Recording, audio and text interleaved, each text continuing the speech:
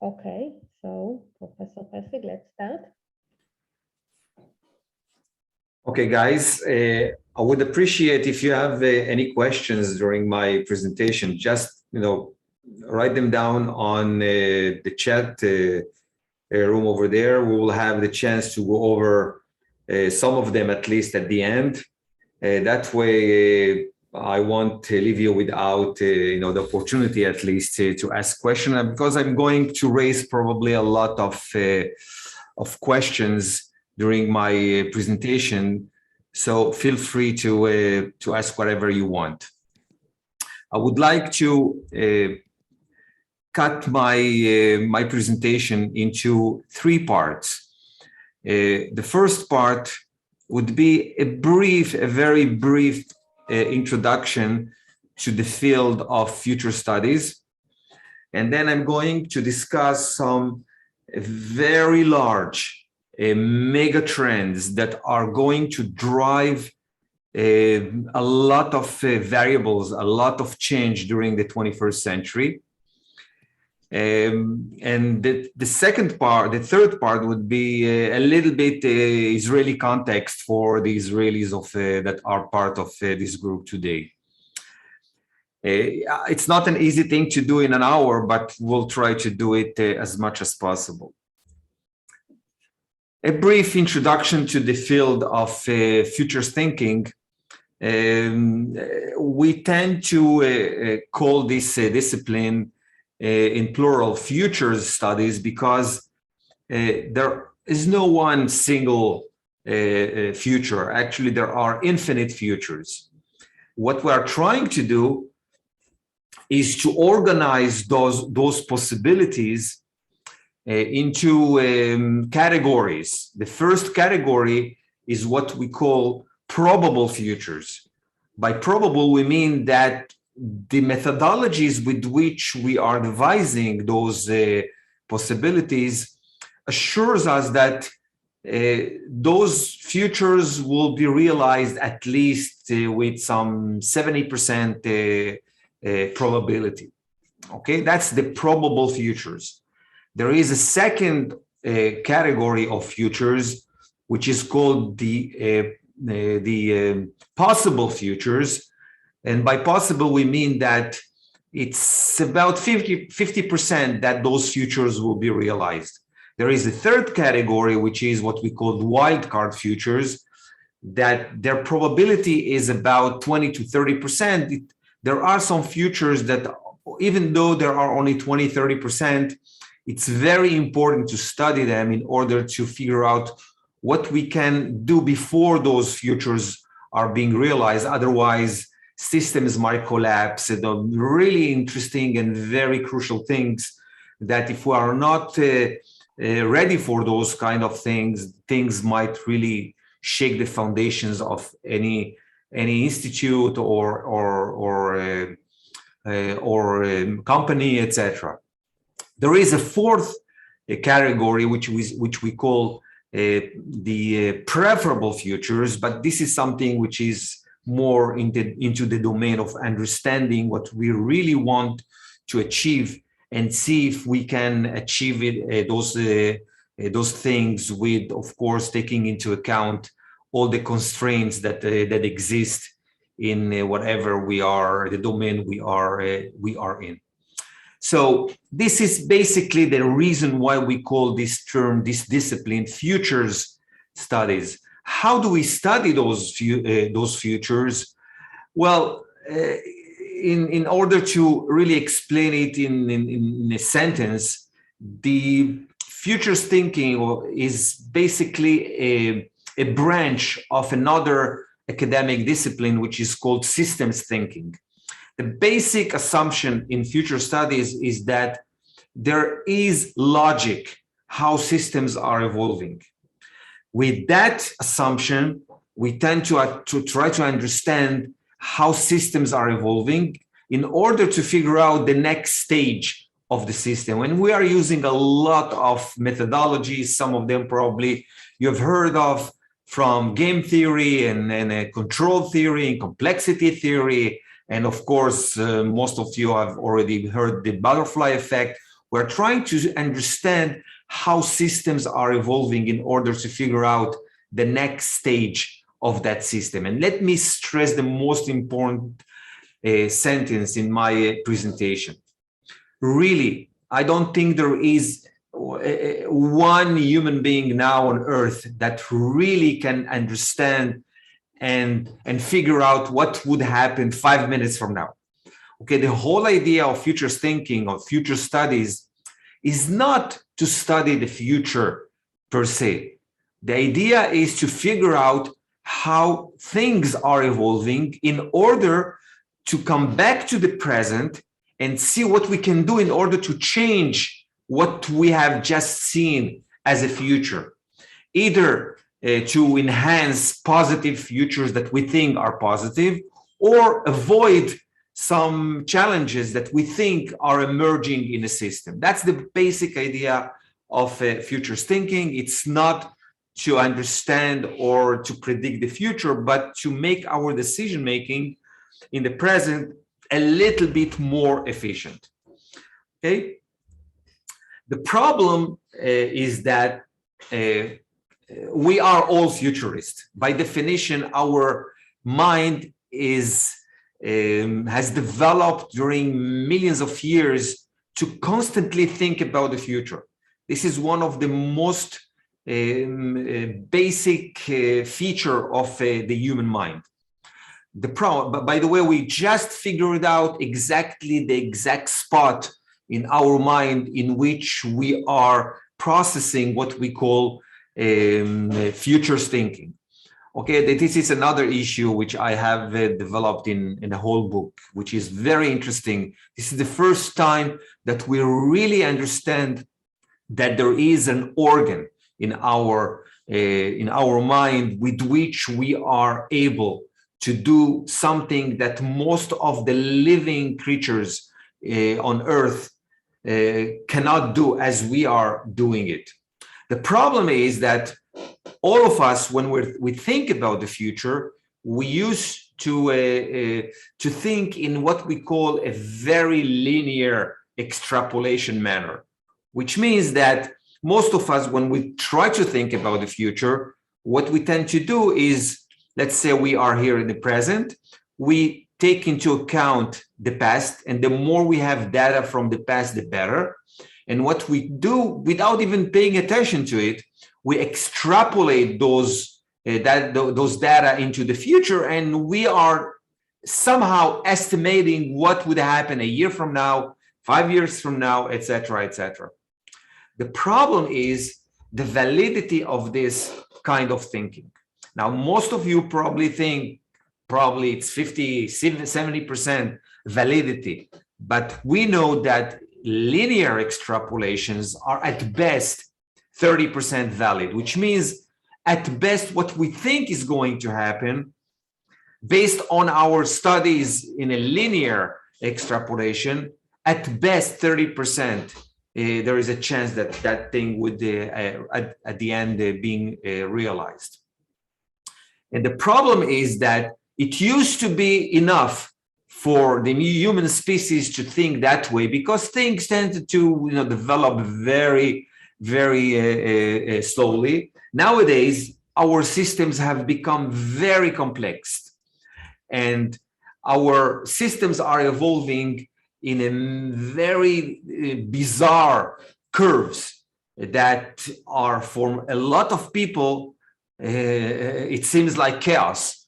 Okay, but even chaos, we know that there is logic within that chaos. There is order within what we call chaotic systems. Just because of this very simple sentence, somebody received the Nobel Prize in the 80s, Professor Prigogine in physics. Okay, so we know that even though it looks very chaotic, we know that there is logic, there are patterns, how systems are evolving. And even our very complex system, there is a way to try to understand, of course, the trends, 5, 10, it depends what exactly time frame you are trying to figure out. In future studies, there are different people that are specializing in different areas or subject areas, and in different time frames. We tend to study 5 time frames from 2 years ahead to even 80 and 100 years ahead. Today, I'm going to speak about at least something like the whole 21st century, around something like 80 years ahead, okay? And nowadays we have tons of curves that depicts a lot of phenomena with which we are trying to figure out the next stage of that phenomena, either in economics or in social life or in world conflicts, etc., etc. The most interesting thing in our discipline is on each, let's say, curve, there is a figure that says how sure we are that we understand the logic of a system, which is called in statistics, it's called the predictive reliability of a curve.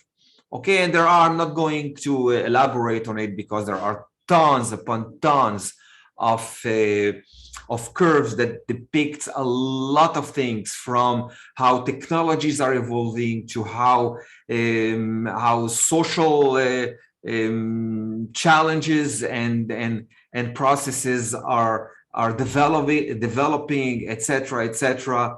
If you wish, there are academic journals that every month are publishing new kinds of curves that depicts a lot of things, from how what will be the price of the price of let's say oil in 10 years from now, to what kind exactly of artificial intelligence we are about to see 20 years from now in different applications, etc. etc. A lot of people are investing a lot of efforts trying to understand the future, because it seems that this is the most important trait that gives the human species, the Homo sapiens, some edge in developing those complex systems that we are all living in nowadays. I believe that's enough for a very brief introduction to the field. You know that there are reliabilities to any kind of prediction. Whatever I'm going to speak about, I'm going to speak about the probable futures of the 21st century from a very high, bird eye, from which I'm going to understand what we call the driving forces of the 21st century. Okay, but let me stress a very important point.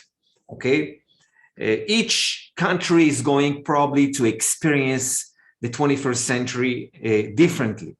Okay, I'm going first to give you a very broad concept of some mega trends that are shaping and are going to probably impact everything we are aware of. But please think about, each of you, how those things might be reflected in their very specific context. Okay, I will be able just to give you later on an Israeli context, but you need to take care, and you need to take those trends that I'm going to speak about to your very local context, in order really to be at hand into what might happen in your local areas. But let me just stress that the global trends, generally speaking, are going to be very different in the Israeli context. Okay, and I'm taking the Israeli context as an opposite example to the global trends that are going to shape the 21st century, just to demonstrate that we need to think globally and, of course, act and be very alert to local differences. Specifically in Israel, it's the global trends are going to be demonstrated in an opposite way, totally an opposite way in Israel. And that, of course, gives a lot of points to think about, and we'll discuss them later on. let me introduce you to a few mega trends that are going to shape the 21st century. There are a lot of mega trends, by the way, what we call the driving forces. I have, picked up just 2 or 3 in order to somehow be able to cover them in an hour or an hour and something in this presentation. Write it down. This is a very immense, very significant trend that is going to shape the 21st century. Its probability is around 80%, okay, which is very important to put in mind. It might be different, but still 80%, it's an amazing achievement for humankind to be able to say that whatever we see at the moment is with 80% chance that it will develop at the end. Okay, it's called the global demographic winter. Let me give you some context. Okay, as far as we know, our species, the Homo sapiens, okay, somehow started developing around 10,000 years, 12,000 years at best. Okay, before that, for around 100,000 years or 200,000 years at best, there was the species that we call the Homo sapiens. But we are a very variant of the Homo sapiens, and we are called the Homo sapiens sapiens. There are reasons why we define this species that way, or I'm not going to touch upon them right now. Okay, as far as we know, around 12,000 years ago, on this very, very small planet, there were about something between 1 million people to 5 million people, scattered, by the way, all over the world. Okay, it took us around 200,000 years to march and be all over the world. Okay, and by the way, about 60,000 years ago, we almost went distinct. Okay, they were left about 60,000 years ago. They were left on this planet only about 10,000 Homo sapiens. Okay, but somehow we got lucky, and we are actually now the only Homo sapiens variant that still somehow survived evolution. And bit by bit, after that, we started really figuring out how to develop, how to eat very well. Agricultural systems have been developing, technologies, and time after time during those years, time after time, there were pandemics that were catastrophic to humankind, and those pandemics used to be phenomena that took over tens of years, sometimes even a century or two, and most of the time those pandemics took with them 30% of humanity, 20% of humanity. There were, for example, the Black Plague took around 50% of Europe. Okay, but humanity has managed to recover time after time until around 2,000 years ago, humanity reached the figure of 250 million people on Earth. But when we reached that number, humanity started going amok. Okay, and this is exactly the time of the peak of that amok in the next 30 years. And by going amok, I mean that it took around something like, let's say, 1,800 years until humanity has quadrupled this number and reached the 1 billion mark. But when we have reached the 1 billion mark, take a look what happened. It took us around 130 years only to double to 2 billion people. And then only 30 years to 3 billion people. 15 years, 4 billion people. 12 years. You see what I mean by really going amok. Okay? Now, at this very point in time, formally, we are about 7.8 billion people, and we tend to add at least 200 million people or 300 million people that are not accounted in different places. Every country has a different name for those people, from undocumented to floating population, etc., etc. Now, this is really going amok. Everything that happened in the last century is because of those numbers. That's why we call this trend the mega trend, and what we call the driving for almost everything from world wars to technologies to whatever you and me are doing at this very moment is derived exactly from those numbers. We tend to forget it, but this is actually the driving force behind almost everything that has happened in the last century. The issue is, of course, are we able to understand with some very important reliability how many people will be in the 21st century worldwide? Okay, because everything we know is driven by populations. Okay, so as far as we know, by 2050, humanity probably is going to reach its very peak of growth in population, which means it will take humanity around 250 years only, 250 years to go from 1 billion to around 10 billion people, with all its implications. Okay, and we are just getting steam towards that phenomena. However, as far as we know, and I'm going to explain why this is something that really might happen with some 70 to 80% chance that it will happen. The beginning of the second half of the 21st century, humanity is probably going to start shrinking. Okay, and it will have great consequences.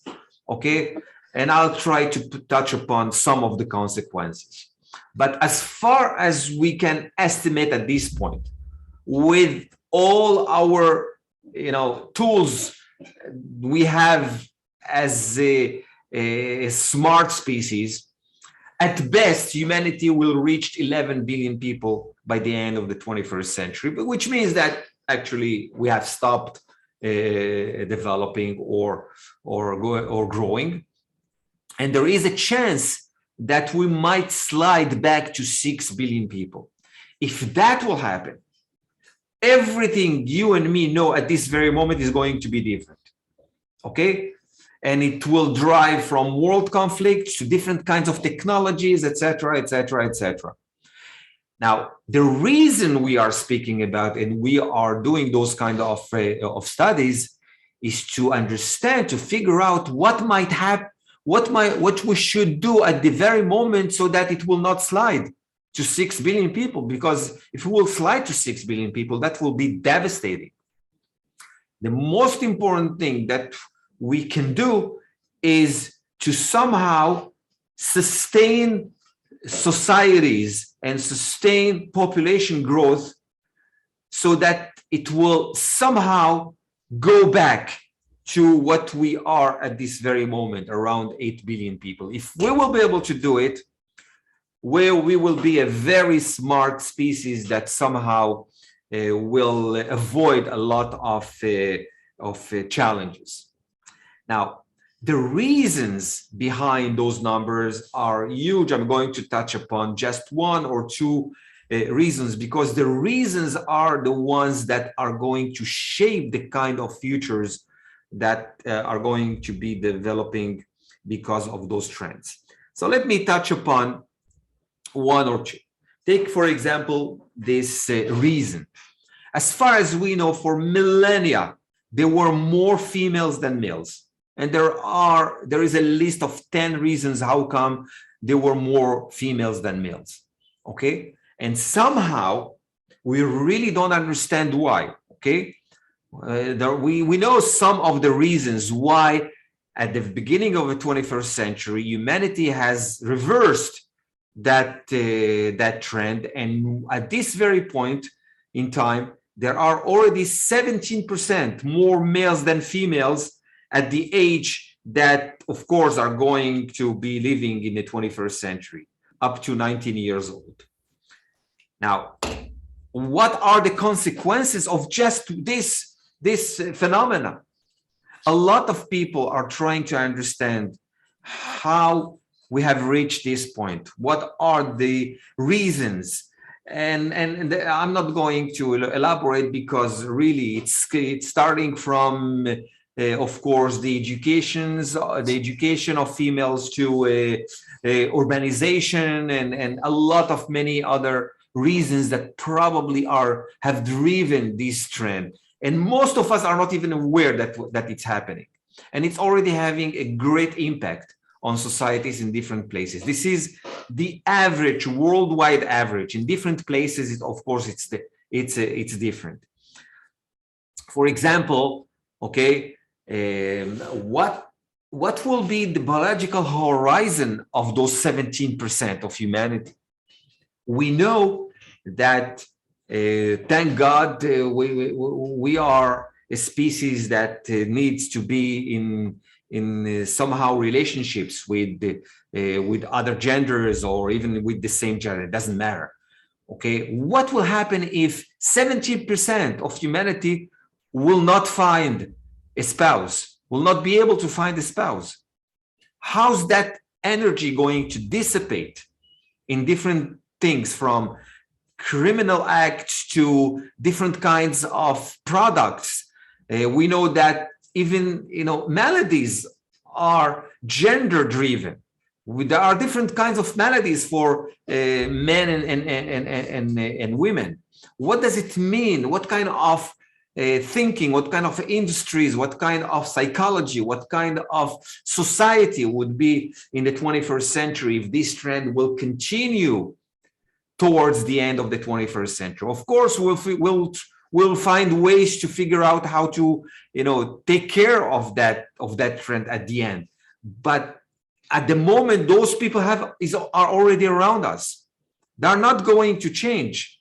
They are still going to shape the 21st century. Okay. For example, in Israel, there is already 5% more males than females. Okay, most of the democratic countries, this is the ratio, the gender ratio, generally speaking. But there are other countries that are devastated already because of that ratio. For example, in Jordan, nearby Israel, they have 6%. But take, for example, Saudi Arabia, they have already 20% more males than females. And it's really, it's heavy on the country, because there are a lot of things that are happening because of that phenomena. Okay, and they were, of course, trying to figure out how to take care of it. One of those policies they have managed to do, and they brought havoc worldwide, is what we call the Madrasas, which are institutes, religious institutes that are taking care of those masses of boys that they won't have any chance to have a mate in their lifetime. And that energy is dissipating in different ways worldwide, and we know it already. Now, these are things that are very hard to change. It takes decades to try to figure out how to change those things. And that's why the 21st century, based on this variable at least, is somehow written on stone. It will be very hard to change. We will change it at the end. We'll figure out ways to have, to balance, again, the gender ratios. But it has already a great impact, and we are already feeling that impact. But most of us are not aware of the origin of, for example, fundamentalism or world terrorism, etc., etc. I have written a whole book about how those kinds of variables are going to shape 21st century conflicts, world conflicts. Unfortunately, during these very days, some of the trends I was able to figure out in this book that was published in 2010 and then in English in 2013. One of the major things I was able to figure out to predict is a conflict again between Russia and the West, and it's going to play out in ways that are going to bring really catastrophic consequences to a lot of people, and it will start a domino effect that will affect humanity again for the next 2 decades at least. If you wish, you can take a look at that book. I'm not going to go at length on some of the trends I was able somehow to figure out in that book. I would like to take you to another mega trend, driving force that is really very important to your very specific industry, okay, which is called the age ratio. Up to now, I have somehow covered what we call the gender ratio. Now I'm going to speak about the age ratio in humanity. Again, as far as we know, for millennia, the age ratio was as follows. There were about 5% of people in the human race that were 65 years and older. 5% for millennia, and around 15% of kids at 5 years and younger. That's how humanity was shaped for millennia, by itself, without anyone trying to manage or manipulate in any way. Okay, and that's the reason why when Bismarck was thinking, one of the reasons, when Bismarck was thinking about pension savings, he said, let's have people, retire at the age of 65. Why? Because only 3% of the population, at least in Europe, used to reach 65 and older. Now, take a look what happened in the last 70 years. Okay, we are now at the brink of break even. Okay, but by 2050, what you see here is the reverse of a trend that used to shape humanity for millennia. It's going to be reversed only in a matter of 30, 40 years. What does it mean? That humanity will have more than 15% on average elderly people and less and less and less and less kids. What does it mean in manpower of the future, in societies of the future, in economies of the future? Everything of the 21st century is going to be shaped by this mega trend. Okay, in this very simple chart, you can see, if you know how to dig enough, deep enough, you can see world conflict, you can see technologies. For example, take technologies, okay? The more you have less and less manpower for the future, the more you need robotics.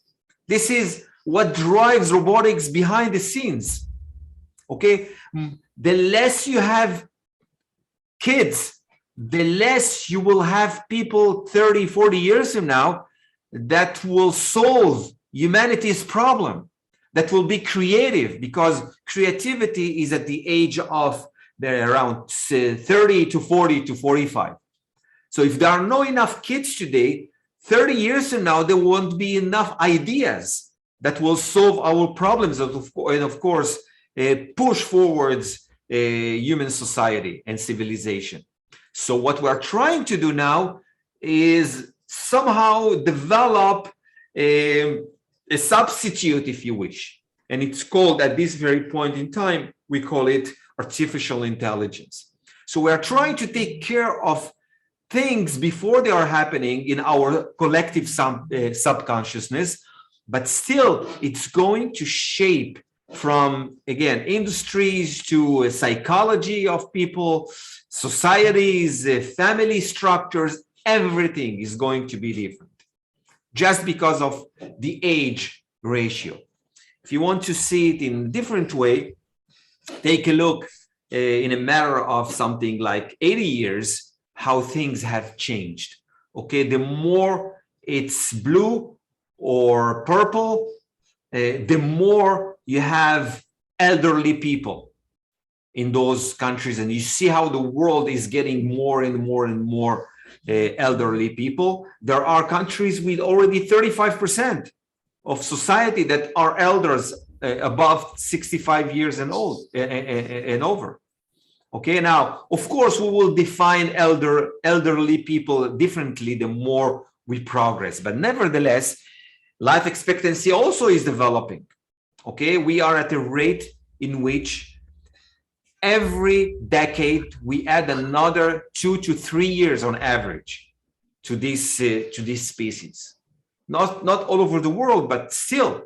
Now, people forgot that just 200 years ago, life expectancy used to be around just 25 years on average. Most of the kids used to, to die at the age of 5, 6, 10, 20, 12, 20. Okay, people used to achieve a lot of things at the age of 30, and that's it. In a matter of 200 years, we have tripled life expectancy, and it's all constantly developing. Okay, we cannot say that that's it. We are 80 years on average and that's it. No, we have more centennials, we have more people, and still there are countries that are already feeling the stress of so many people at that age group. Now, this is the age group. Here you can see what we call the dependency ratio. The more it's red, the more people are dependent on young people to work in order for them to somehow save money for those people that are in need in their late years. Okay, take a look at how the world is at this point in time. Okay, take a look at how around something like 40 years from now, and take a look how the world will look like at the end of the 21st century. So we are speaking about a very different society, civilization that is going to have a great impact on our industries, our products, world affairs, world conflicts, different kinds of maladies. Actually, almost everything is driven by this very unique, what we call a trend or variable, right? The most challenging issue that is going to be at the very forefront of any discussion is, of course, the pension saving model, which is already collapsing, and we will have to do a very deep and broad reform in that concept of pension saving. Otherwise, a lot of societies will just collapse. These are the variables that can bring down whole societies. We know it from history. Different kinds of things have happened that total societies just disappeared. This thing of the pension saving model is one of those variables that might bring down a lot of countries if they will not be able to do a lot of reforms in that system. I specifically in this book, I have suggested a very different model for pension saving in order to take care of people that will be living in retirement, not just 15 years on average, but 20 years and 30 years, and even different places 40 years. Okay, what are the resources that those people are going to need? And it's going, of course, to have a lot of impact on economies. There is a bunch of studies that with the title of wealth transfer. The more we get older, we transfer the wealth we have saved to our kids. And we're going to see in the 21st century a lot of people that will not be able to transfer that wealth because they will be needing that wealth in many years in their retirement age. Now, how kind of a world economy that will not have that flux of money that are trillions of dollars that every year are moving from one generation to the other generation? How it's going to impact world bourses all over the world? How it's going to impact investments for new technologies and new industries, etc., etc. So this is just another challenge that humanity is going to have to go through. Take this chart that really demonstrates in numbers the great challenge of the 21st century regarding age ratio. As far as we know, by 2050, it's only a matter of 30 years from now. It's nothing. There will be less than 500 million kids worldwide. And we used to have something like 1.5 billion kids worldwide, 5 years and younger. And of course, the elderly population is constantly growing, and it's putting a lot of stress on our resources. Let me show you another reason why there is a great chance that societies, human societies, and demographics will start shrinking beginning of the mid-21st century. Okay, which it's called, this variable is called the fertility rate. In order for a society, a nation to continue developing, a female needs to have in her lifetime 2.1 kids on average. Less than that, everything is shrinking. More than that, everything is growing. So take a look where we call it the replacement rate. Okay, take a look at a very interesting UN population project that was able to come up with new statistics methods in order to figure out the fertility rate of the 21st century in almost on all the countries that exist nowadays. Okay, take a look what happened during the 50s, okay, in different places. We used to have in the first world, if you wish, 2, 3, 4 kids on average. Okay, China, take a look what happened in China. They used to have more than 6 kids. And then they went to a devastating trend in which they have already collapsed in what we call the fertility rate. And of course, they did it in purpose. Otherwise, they would not have been able to manage that growth. Okay. Nowadays, most of the countries are behind the fertility rate or the replacement rate. Okay, less than 2.1 kids. And that's the reason that many countries need a lot of immigration influx that bring a lot of other challenges to their societies. Take a look at the 50s, the mid-21st century. Very few countries are really starting to understand that this is a devastating trend. And the reason it happened, one of the reasons, is that most of our experts 50 years ago said that the challenge of the 21st century will be the explosion of societies, of population, which by the end turns to be exactly the opposite. Exactly the opposite. Okay, take a look at the end of the 21st century. Very few nations worldwide will have a positive replacement rate. And these are things that it's very hard to change in a matter of few decades. These are societal values. These are economic constraints. Things are not changing so fast. You can change, you can develop a new technology in a matter of 3-5 years, but you cannot change those kind of trends in a matter of even not 5, 6, or 8 decades. Okay, take a look at how some countries are going really to shrink. Okay, we are speaking, for example, France. Okay, a little bit shrinking for around something at the peak.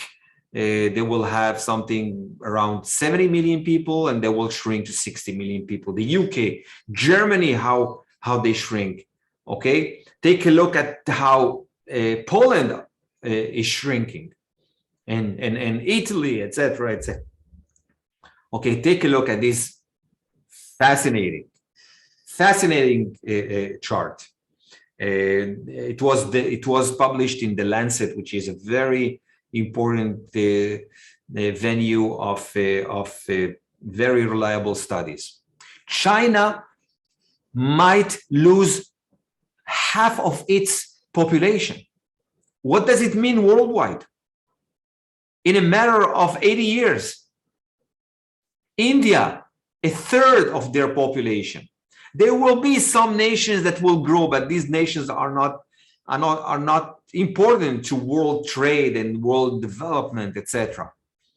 Okay, the U.S. is a little bit, growing. There will be probably, now there are something like 330 million people. There will be at best 340 people, which is nothing, and it's not from fertility rate. It's from immigration. Japan will lose half of its population. Now, this is really devastating. And it's already in the making. It's not that only 80 years from now it will happen. It's already brewing behind the scene, and a lot of impact is already having the light of the day, and we really don't understand where are those things coming from. For example, females worldwide are feeling that they are much more independent. How come it's happening? And one of the reasons is there used to be, a lot of females worldwide. Now, the less they are females worldwide, the more their societal status is growing. That's just one example.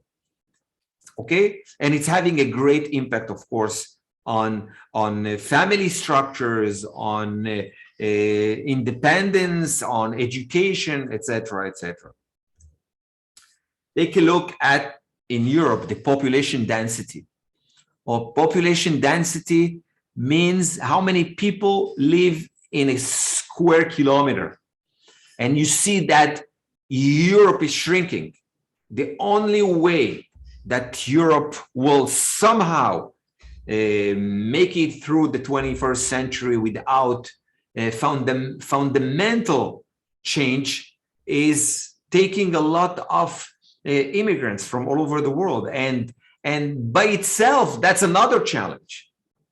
And that will bring havoc within societies, because there are a lot of people in each society that don't like that kind of influx. And it's always the reason of a lot of stress within societies. It used to be that way for millennia. Okay. So take a look at Europe 2050. Most of the countries, their population density is shrinking. Most of the countries. Okay. Let me then go to show you how we need to think globally, because those global trends are really important and very important, because these are the issues that are going to be debated in world forums. However, locally, different countries are going to feel it in a very different way. Take, for example, China will lose 50% of their manpower.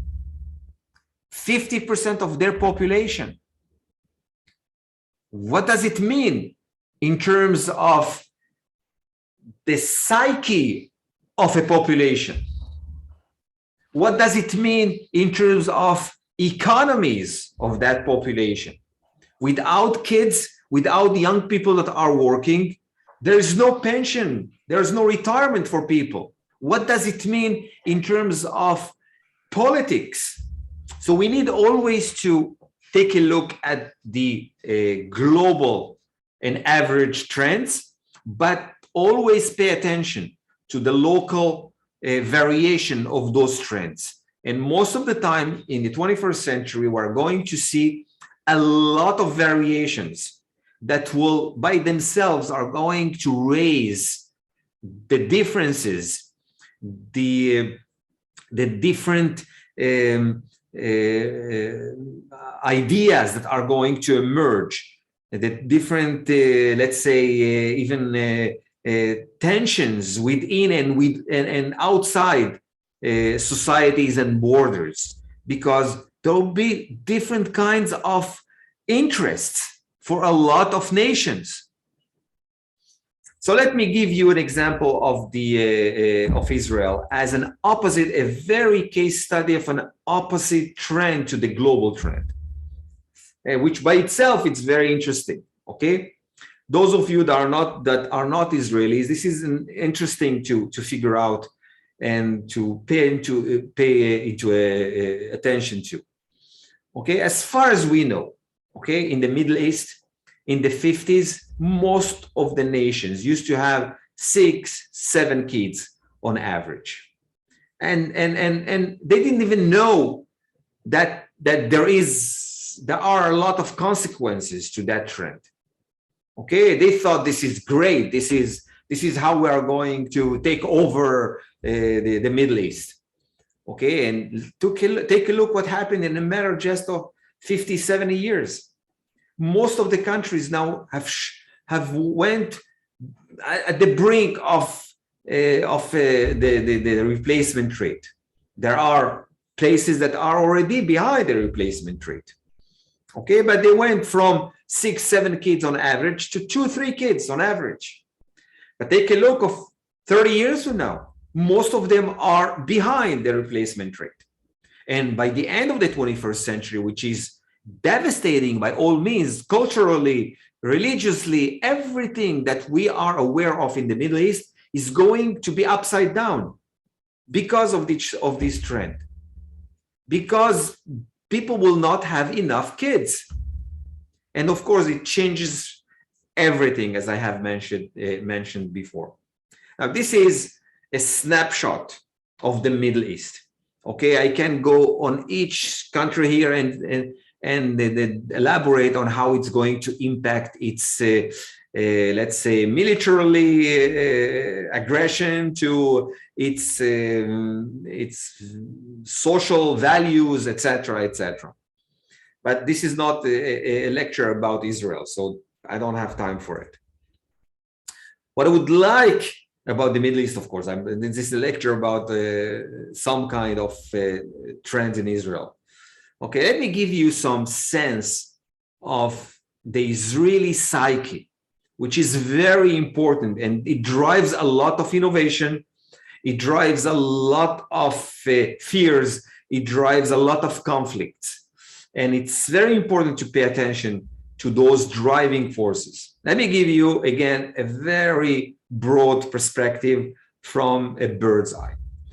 Again, as far as we know, around 3,000 years ago, okay, 3,000 years ago was the time of King David in Israel, okay? As far as we know, there were around 300,000 people at that time in what we call nowadays Israel. They used to be called Hebrews, okay?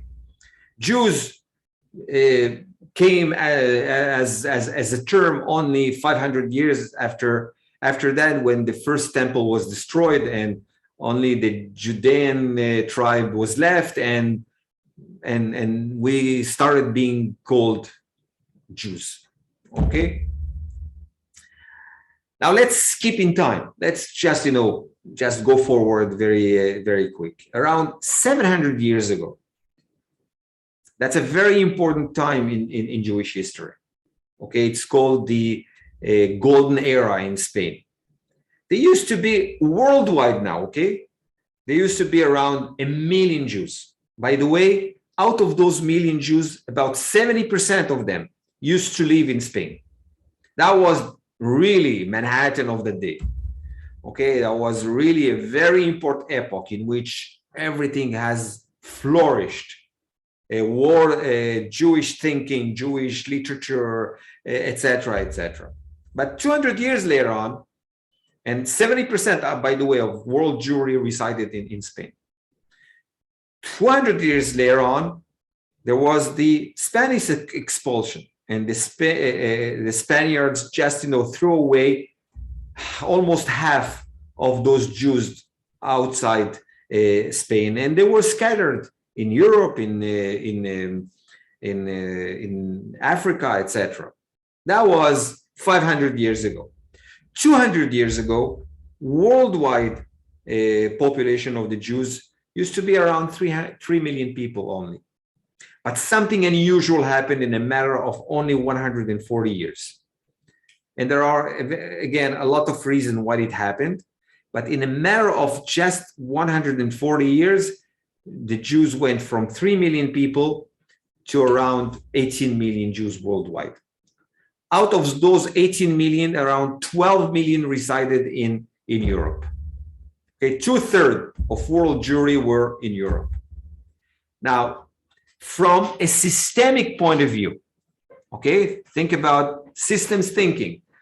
There's no system that can absorb that kind of growth. There will be always a reaction against that growth. And what a reaction we had. Okay? So in a matter of 5 years of World War II, world Jewry went from 18 million to 12 million. We have lost 1/3 of world Jewry. Half of them, okay, half of European Jewry were killed in the Holocaust. And nowadays, we are just at the beginning of recovery of that devastating time in history, in Jewish history. Nowadays, we are speaking about, at best, 15 million Jews back worldwide. So we are just started recovering, and that's why the Israelis and the Jews are so frightened from everything, and that phenomena is going to have an impact the more we progress in time, and it has already had an impact on our surrounding. Okay, if you really want to understand what drives world Jews, and more specifically Israelis, take a look at those two figures I'm going to introduce you to. Okay,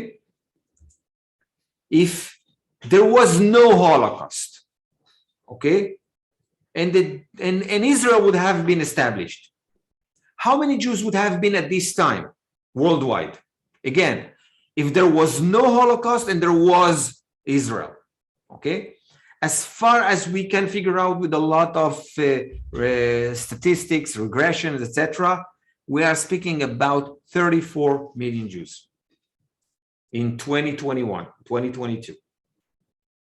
That's more than half that we are now. And it's really driving in our subconsciousness the most archaic fears. And that's why Israelis are also very aggressive. And that aggressiveness has been building up for millennia, but specifically in the 20th century. And that fear is going to drive conflicts in the future. And the most frightening conflict, of course, is with Iran. That is, publicly stating that it wants to eliminate the Jews in Israel. So that fear is, of course, going to play out in the future as far as we know. And a lot of people are still, believing that nothing would happen. Well, that's not how history is developing. This is one figure. Let me now show you another figure, which is also very important to pay attention to. If there was a Holocaust and there was no Jewish state, a Jewish state, how many Jews would have been in 2021 or 2022? This is what we think we would have been now. Less than half of what we are at the moment. Almost disappearing. So Israel was a savior to Judaism. Without Israel, probably the Jews would have been really scattered all over the world without any significance. And it has, of course, a lot of impact on different kinds of societies that used to have a lot of Jewish population. It will have a great impact on on innovation and on ideas and a lot of things. Jews always were part of the groups worldwide that were very active in history, in terms, of course, of intellectual activities and science and a lot of other things. Now, this is, if you really want to understand what drives Israel, just remember those two figures. And it's going to have a great impact. And the most important impact is the Israeli population of the 21st century. Because we are in a mode of recovery, we are going to experience a very different mega trend than the world is going to go through. At this very moment, world Jewry is about, let's say, 15 million people. In Israel, there are already 7 million Jews. So for the first time, after 2,500 years from the destruction of the first temple, that the largest Jewish community resides in Israel. It's only 45%, okay? But it's already the largest Jewish community. For 2,500 years, the largest Jewish communities were not in Israel. They were all over, scattered all over the world. Every epoch, it was in a different place. Before World War II, it used to be in Poland. After World War II, it moved to the US. Now, the US is the second largest Jewish community. The largest Jewish community is in Israel. Okay?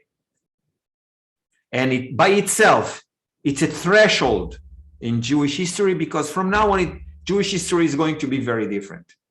Okay? The mindset of a nation is something which is new. We didn't have it during 2,500 years.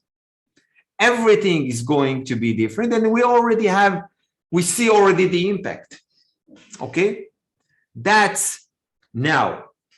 How many, here, if you want to see how world Jewry is scattered all over the world, you see it in a very single chart.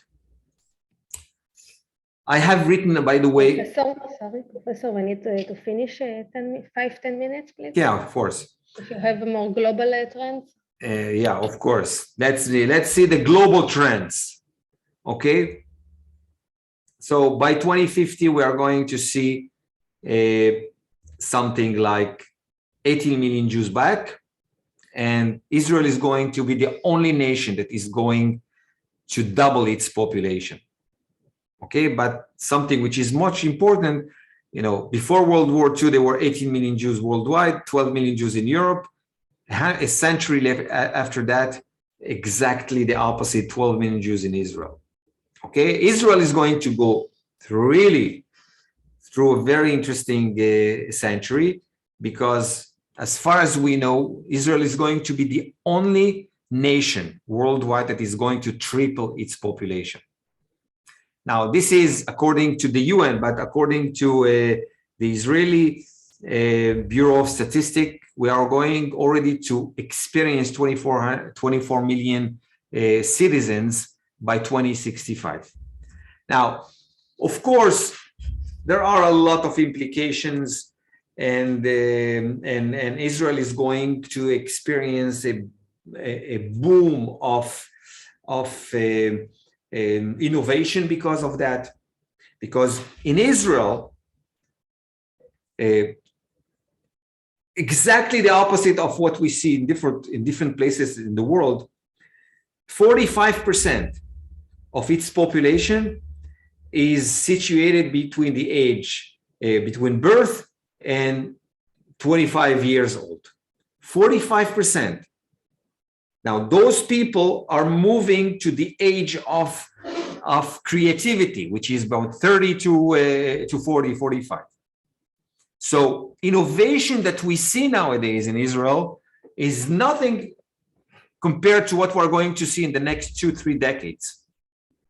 And we have to pay attention to the driving force of innovation. It's not only, smart people. It's the amount of people that are able to go through that phase in their life cycle of creativity. Now, again, it's exactly the opposite, because the world is going to shrink and we are going to be, danced. Nowadays, we have 400 people on each square kilometer in Israel. By 2050, we're going to be 800 people. Somehow like Asia now, okay? In Asia, the average population density is around 1,000 people on each square kilometer.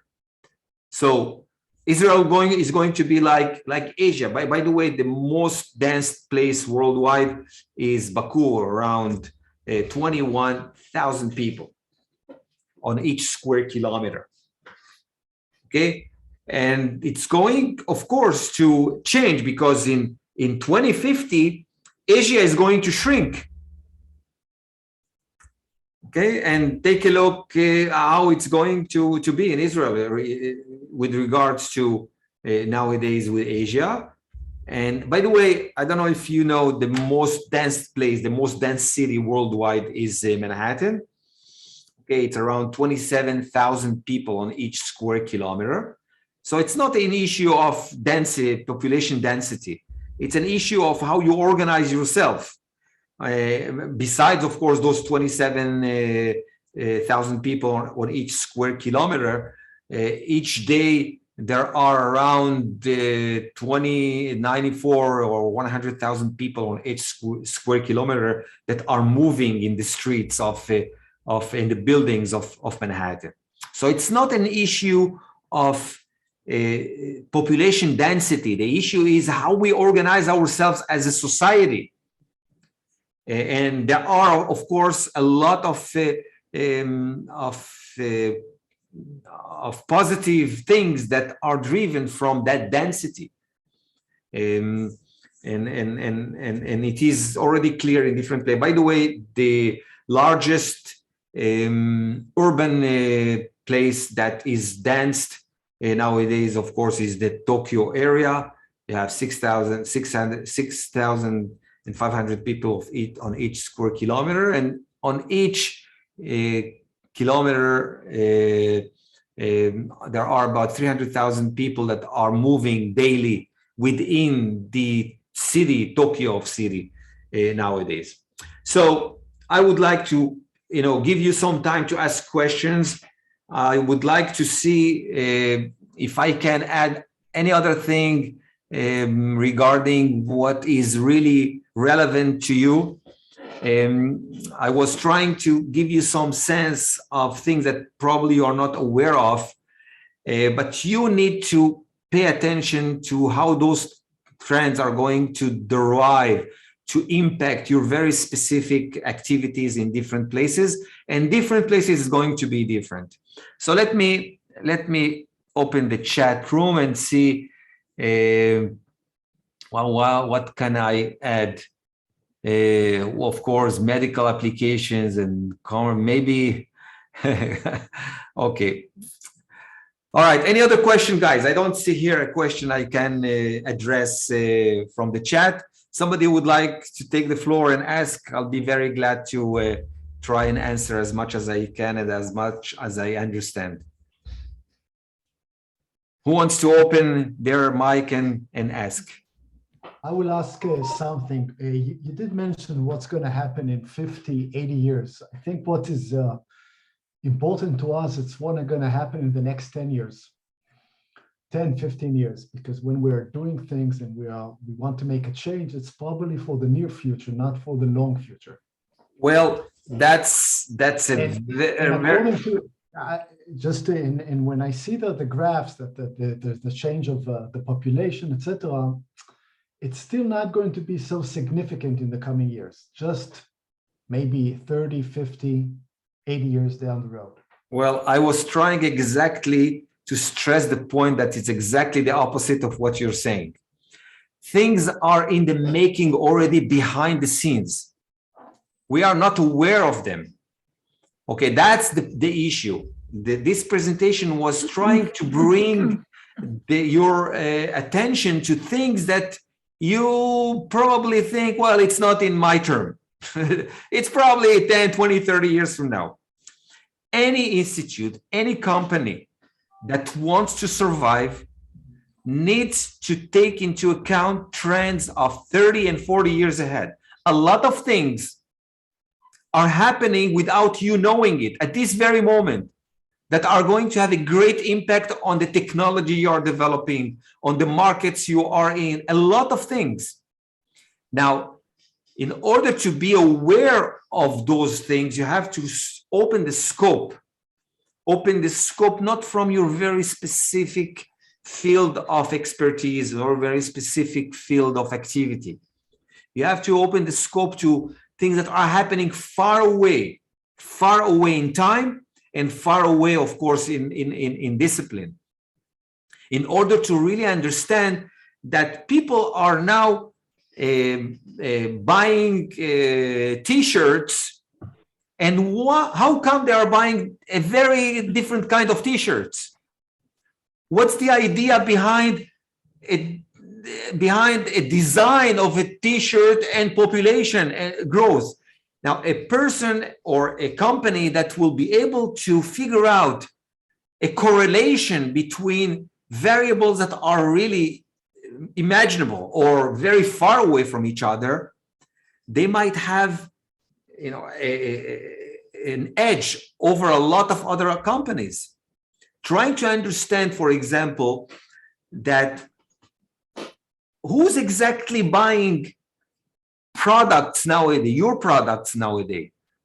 If that age group is going to shrink, what does it mean in a matter of 5 years, of 10 years? What does it mean that technologies of a very different garment, let's say, are geared towards elderly people that are growing or not? And it's not a matter of just, 20, 30 years from now. It's already beginning to have an impact on your industry. We are aware of all of us about industries that they didn't think ahead 20 and 30 years, and they were stuck, and they were, by the time they figured out that something unusual is happening, it's already very late to change. Because change needs a lot of time and a lot of efforts, personally, and of course, not just personally. Institutes are having a hard time changing. They need a lot of time in order to do the real transformation and absorb those trends and figure out exactly how to develop whatever they need to develop in order to be relevant 20 years from now.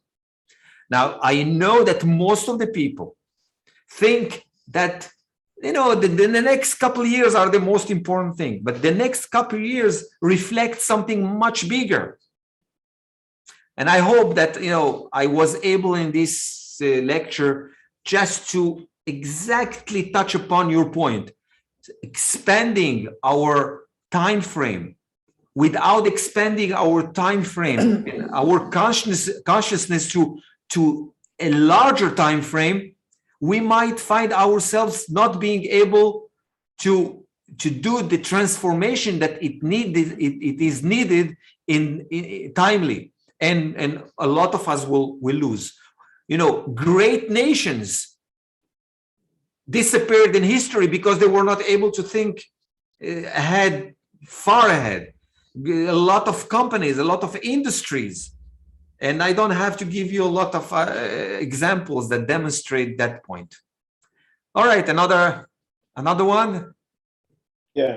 So we had a discussion about labor shortage and automation, and based on the discussion, maybe it doesn't make sense to invest in China, but there might be some new innovations, things that today we think are impossible, like people transport, that can transfer people in tenths the cost, 10 times the time, that will change this decision. So do you think that what you presented as the labor is actually the main consideration, or there should be maybe other innovations that today we think it's impossible that can change the decisions? Good question. Two part of my answer. Okay, the first part is that's why our predictions are not 100%. We calculate the unknown and we bring that unknown to the model, and that's why we say it's only 80% chance that it will happen. So take into account that it's not 100%. But you know, if something is 80% chance that it will happen, and you will not take it into account, well, that's devastating. Okay, that's one part of my answer. And there, as I said, as I have stated already at the beginning, really nobody knows what will happen 5 minutes from now. We are all a species that are trying to figure out, you know, 5 minutes from now, a day from now, a week from now, the best thing to do as a species now is to think a century from now. Knowing that things might change and being always alert to things that are changing. Okay, this is the first part of my answer. The second part is, unfortunately, a lot of people in history, a lot of industries, a lot of institutes found themselves counting on things that might happen and will change the trend. By the time they figured out that something has changed, they already didn't have the resources, couldn't have the human resources to do the change in a timely manner so that they will be able to continue and survive. We know it in evolution. Evolution is a cruel thing, very cruel. Okay, you can be a very smart person and you won't survive. You can be a very smart species, you won't survive. You can be a very, very, very smart civilization, and you will not survive because you didn't take into account something that was in the background, but its reliability that it will happen was minor. So we need, as a smart species, to constantly be alert and not count on miracles, and not counting on something that will happen and then it will take care of itself. That's what makes us a Homo Sapiens sapiens. The ability to think ahead of possibilities and prepare ourselves to different kinds of possibilities. And the more the possibilities are far reaching, the more the possibilities are wild, and you are prepared for them, the more you have the chance to survive. This is a survival issue. Now, a lot of people think, well, that's too hard for us. You're right. It used to be very, very hard. because not all of us were, built psychologically to think about the future in a very reliable manner. Now we have methodologies, scientific methodologies that can help us and bring that knowledge into the decision making. It doesn't say that we have constantly to take action according to the trends, that 10 years or 20 years from now, we have to take action according to trends of 2 years from now, action of trend 5 years from now, 10 years from now, and 30 years from now. No, we cannot afford, and this is actually the most important word I can say at the moment. We cannot afford thinking only 2-5 years ahead. That might be too risky in complex systems, economic, world trade systems, which are very, very complex and are constantly dynamic. Think about what happened with this pandemic. We were speaking about the pandemic for years.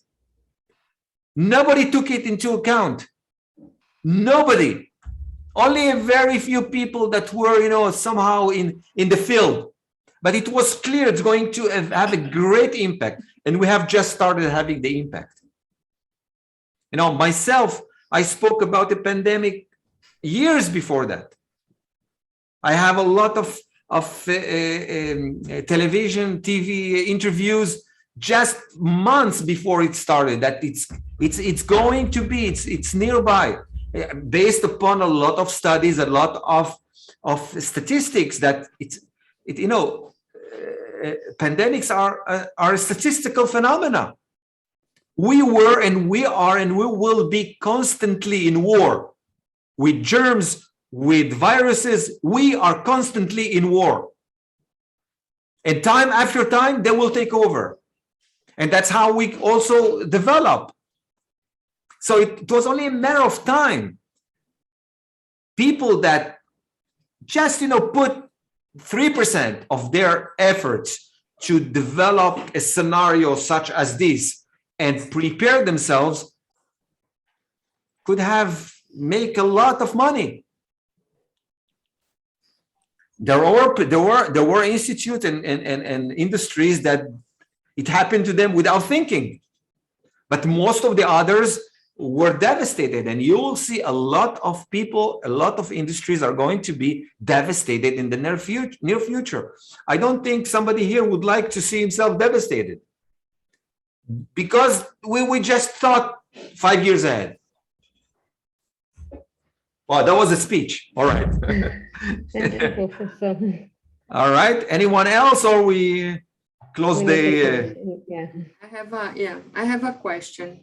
Professor, what's your vision about the sustainability aspect as it combines with this population growth you are talking about? Because everything we talk about and hear about today is that if we measure our personal footprint, we would need like 7 planet Earths to be able to sustain our lives, right? So how do you see this combination of populational growth with the natural resources, and we need to be able to have a healthy life?